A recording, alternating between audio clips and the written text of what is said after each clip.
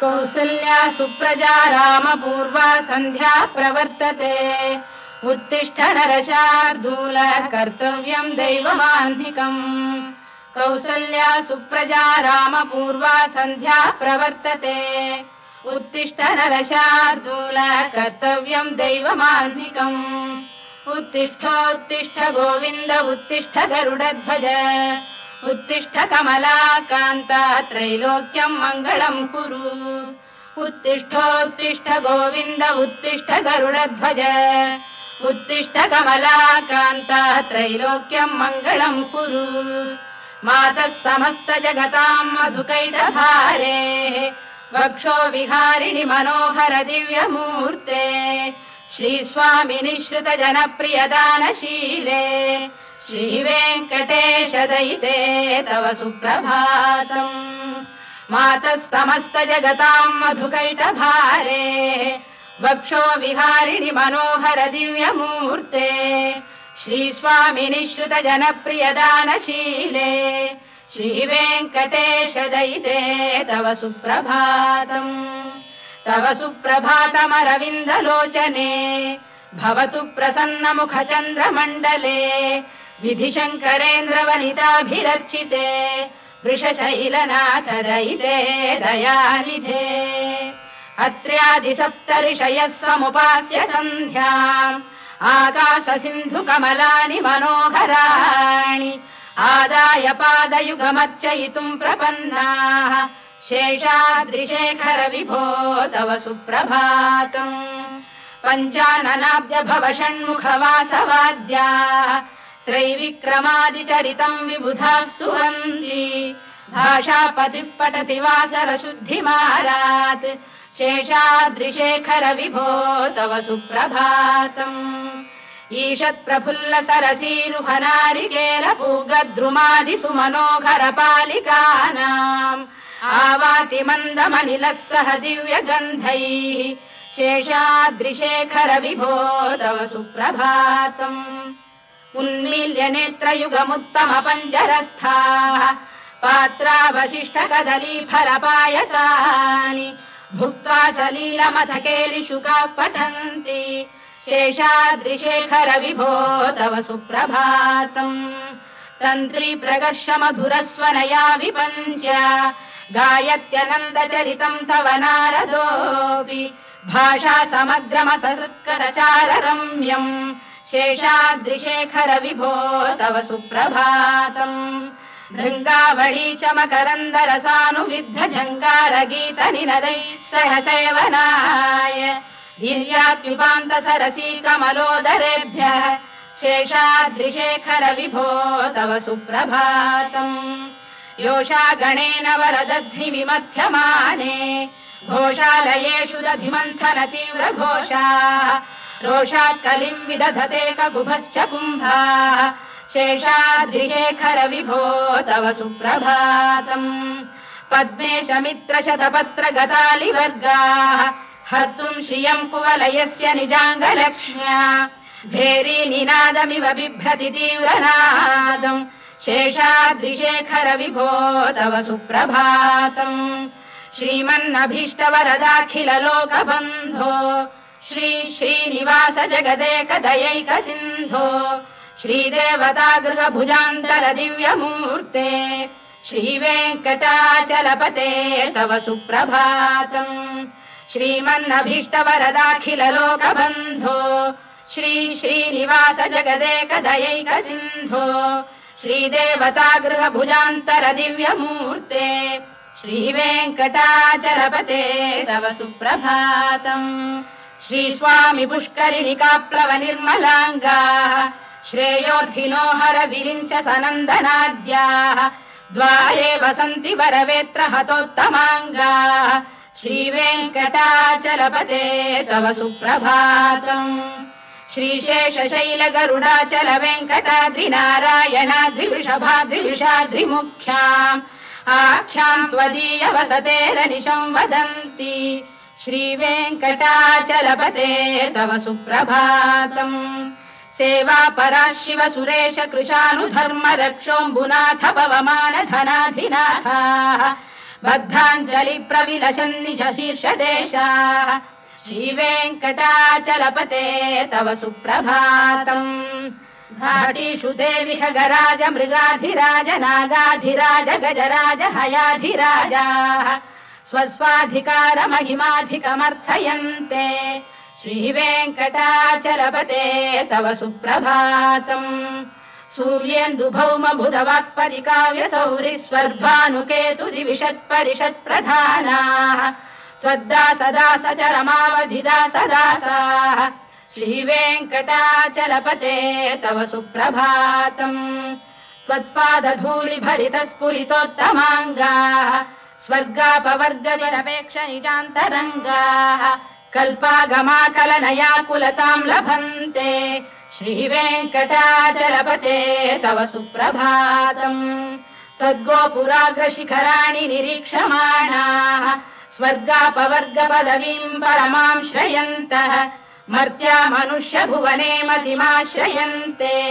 श्रीवेङ्कटाचलपते तव सुप्रभातम् श्रीभूमिनायक दयादि गुणामृताब्धे देवादिदेव जगदेक शरण्यमूर्ते श्रीमन्ननन्त गरुडाधिभिरर्चिताघ्रे श्रीवेङ्कटाचलपते तव सुप्रभातम् श्रीपद्मनाभ पुरुषोत्तम वासुदेव वैकुण्ठ माधव जनार्दन चक्रपाणे श्रीवत्स चिह्न शरणागत पारिजात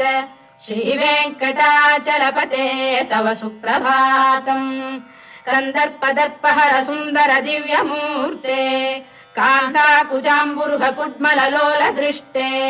कल्याण निर्मल गुणाकर दिव्य कीर्ते श्रीवेङ्कटाचलपते तव सुप्रभातम् मीनाकृते कमठकोल नृसिंहवर्णिन् स्वामिन् परश्वत तपोधन रामचन्द्र शेषांश रामय दुनन्दन कल्किरूप श्रीवेङ्कटाचलपते तव सुप्रभातम् लीलालवङ्ग घनसार सुगन्धितीर्थम् दिव्यम् वियस्सरिति हेम घटेषु पूर्णम् धृत्वाद्य वैदिक शिखामणयः प्रहृष्टाः तिष्ठन्ति वेङ्कटपते तव सुप्रभातम् भास्वानुदेति विगचानि सरोरुहाणि सम्पूरयन्ति निनदैः कगुभो विहङ्गाः श्रीवैष्णवाः सततमर्थितमङ्गलास्ते धामाश्रयन्ति तव वेङ्कट सुप्रभातम् ब्रह्मादयः सुरवराः समहर्षयस्ते सन्तः सनन्दन मुखास्तव योगिवर्याः धामान्तिके तव हि मङ्गलवस्तु हस्ताः श्रीवेङ्कटाचलपते तव सुप्रभातम् लक्ष्मी निवास निरवद्य गुणैक सिन्धो संसार सागर समुत्तरणैक सेतो वेदान्त वेद्य निज वैभव भक्त भोग्य श्रीवेङ्कटाचलपते तव सुप्रभातम् लक्ष्मी निवास निरवद्य गुणैक सिन्धो संसार सागर समुत्तरणैक सेतो वेदान्त वेद्य निज वैभव भक्त भोग्य श्रीवेङ्कटाचलपते तव सुप्रभातम् इत्थम् वृषाचलपतेरिह सुप्रभातम् ये मानवाः प्रतिदिनम् पठितुम् प्रवृत्ताः तेषाम् प्रभात समये स्मृतिरङ्गभाजाम् प्रज्ञाम् परार्थ सुलभाम् परमाम् प्रसूते इत्थम् वृषाचलपतेरिह सुप्रभातम् ये मानवाः प्रतिदिनम् पठितुम् प्रवृत्ताः तेषाम् प्रभात समये स्मृतिरङ्गभाजाम् प्रज्ञाम् परार्थ सुलभाम् परमाम् प्रसूते कमलाकुच चूचुक कुङ्कुमतो नियतारुणितातुलनीलतनो कमलायतलोचन लोकपते विजयी भव वेङ्कटशैलपते कमलाकुच चूचुक कुङ्कुमतो नियतारुणितातुलनीलतनो कमलायतलोचन लोकपते विजयी भव वेङ्कटशैलपते सचतुर्मुख षण्मुख पञ्चमुख प्रमुखाखिल दैवत मौलिमणे शरणागतवत्सलसारनिधे परिपालय मां वृषशैलपते अतिवेलतया तव दुर्विषहैरनुवेलकृतैरपराधशतैः भरितं त्वरितं वृषशैलपते परया कृपया परिपाहि हरे अधिवेङ्कटशैलमुदारमतेर्जनताभिमताधिकदानरतात् परदेवतया गदितान्निगमै कमलादयितान्न परं कलये कलवेणुरवावशगोपवधूशरकोटिवृता स्मरकोटिसमात् रतिवल्लविकाभिमतात् सुखदात् वसुदेवसुतान्न परं कलये अभिराम गुणाकरदाशरथे जगदेकधनुर्धर धीरमते रघुनायक राम रमेश विभो वरदो भवदेव दया जलधे अवनीतनया कमनीय करं रजनीकर चारु मुखाम्बुरुहम् रजनीचर राजतमो मिहिरं महनीयमहं रघुराममये सुमुखं सुहृदं सुलभं सुखदं स्वनुजं च सुखायममोघशरम् अपहाय रघुद्वहमन्यमहं न कथञ्चन कञ्चन जातु भजे विना वेङ्कटेशं ननाथो ननाथ सदा वेङ्कटेशं स्मरामि स्मरामि हरे वेङ्कटेश प्रसीद प्रसीद प्रियं वेङ्कटेश प्रयच्छ प्रयच्छ विना वेङ्कटेशं ननाथो ननाथः सदा वेङ्कटेशं स्मरामि स्मरामि हरे वेङ्कटेश प्रसीद प्रसीद प्रियं वेङ्कटेश प्रयच्छ प्रयच्छ अहं दूरतस्ते पदाम्भोजयुग्म प्रणामेच्छयागत्य सेवां करोमि सकृत्सेवया नित्यसेवा फलं त्वं प्रयच्छ प्रयच्छ प्रभो वेङ्कटेश अज्ञानिना मया दोषानशेषान् विहितान् हरे क्षमस्वत्वं शेषशैलशिखामणे अज्ञानिना मया दोषानशेषान् विहितान् हरे क्षमस्वत्वं शेषशैलशिखामणे ईशानां जगतोऽस्य वेङ्कटपतेर्विष्णोः परां प्रेयसीम् तद्वक्षस्थलनित्यवासरसिकां तत्क्षान्तिसंवर्धिनीम् पद्मालङ्कृतपाणिपल्लवयुगां पद्मासनस्थां श्रियम् वात्सल्यादिगुणोज्ज्वलां भगवतीं वन्दे जगन्मातरम् ईशानां जगतोऽस्य वेङ्कटपतेर्विष्णोः परां प्रेयसीम् तद्वक्षस्थलनित्यवासरसिकां तत्क्षान्तिसंवर्धिनीम् पद्मालङ्कृतपाणिपल्लवयुगां पद्मासनस्थां श्रियम् वात्सल्यादिगुणोज्ज्वलां भगवतीं वन्दे जगन्मातरम् श्रीमन्कृपाजलनिधे कृत सर्वलोक सर्वज्ञ शक्तनतवत्सल सर्वशेषिन् स्वामिन् सुशील सुलभाश्रुत पारिजात श्रीवेङ्कटेश चरणौ शरणं प्रपद्ये श्रीमन्कृपाजलनिधे कृत सर्वलोक सर्वज्ञ शक्तनतवत्सल सर्वशेषिन् स्वामिन् सुशील सुलभाश्रुत पारिजात श्रीवेङ्कटेश चरणौ शरणं प्रपद्ये आनूपुरार्पित सुजात सुगन्धि पुष्प सौरभ्य सौरभकरौ समशन्निवेशौ सौम्यौ सदानुभवनेऽपि नवानुभाव्यौ श्रीवेङ्कटेश चरणौ शरणं प्रपद्ये सद्यो विकासि समुदित्वर सान्द्र राग सौरभ्य निर्भर सरोरुह साम्यवार्ताम् सम्यक्षु साहस पदेषु विलेखयन्तौ श्रीवेङ्कटेश चरणौ शरणं प्रपद्ये रेखामयध्वज सुधा कलशातपद्रवज्राङ्कुशाम्बुरुह कल्पक शङ्ख चक्रैः भव्यैरलङ्कृत तलौ परतत्त्वचिह्नैः श्रीवेङ्कटेश चरणौ शरणं प्रपद्ये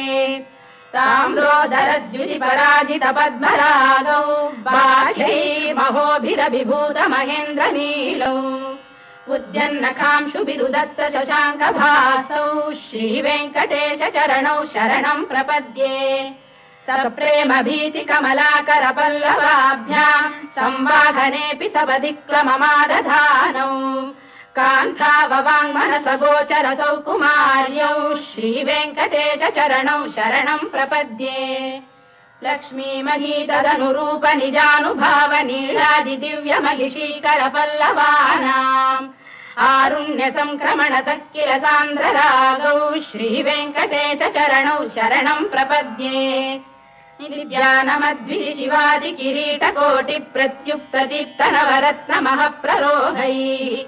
नीराजना विधिमुदारमुपादधानौ श्रीवेङ्कटेश चरणौ शरणं प्रपद्ये विष्णु पदे परम इत्युदित प्रशंसौ यौ मध्व उत्स इति भोग्यतयाप्युपातौ भूयस्ततेति तव पाणितल प्रतिष्ठौ श्रीवेङ्कटेश चरणौ शरणं प्रपद्ये पार्थाय तत्सदृश सारथिना त्वयैव यौ दर्शितौ स्वचरणौ शरणं व्रजेति भूयोऽपि मह्यमिहतौ करदर्शितौ ते श्रीवेङ्कटेश चरणौ शरणं प्रपद्ये मन्मूढिकालियपणे विकटाटवीषु श्रीवेङ्कटाद्रिशिखरे शिरसि श्रुतीनाम् चित्तेऽप्यनन्य मनसां सममाहितौ ते श्रीवेङ्कटेश चरणौ शरणं प्रपद्ये अम्लानघृष्यदवनीतलकीर्ण पुष्पौ श्रीवेङ्कटाद्रिशिखराभरणायमानौ आनन्दिताखिल मनोनयनौ तवैतौ श्रीवेङ्कटेश चरणौ शरणं प्रपद्ये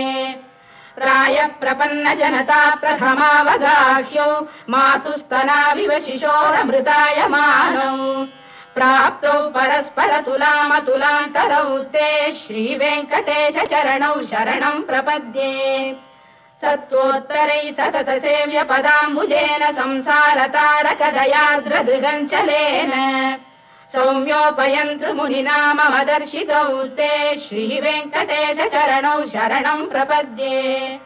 सत्त्वोत्तरैः सतत सेव्य पदाम्बुजेन संसारतारकदयार्द्रदृगञ्चलेन सौम्योपयन्तृमुनिना मम दर्शितौ ते श्रीवेङ्कटेश चरणौ शरणं प्रपद्ये श्रीशश्रिया घटिकया त्वदुपाय भावे प्राप्ये त्वयि स्वयमुपेय दया स्फुरन्त्या नित्याश्रिताय निरवद्य गुणाय तुभ्यं स्यां किङ्करो वृषगिरीश न जातु मह्यम् श्रीशश्रिया घटिकया त्वदुपाय भावे प्राप्ये त्वयि स्वयमुपेय दया स्फुरन्त्या नित्याश्रिताय निरवद्य गुणाय तुभ्यम् स्यां किङ्करो वृषगिरीश न जातु मह्यम् श्रियकान्ताय कल्याणनिधये निधयेऽर्थिनाम् श्रीवेङ्कटनिवासाय श्रीनिवासाय मङ्गलम्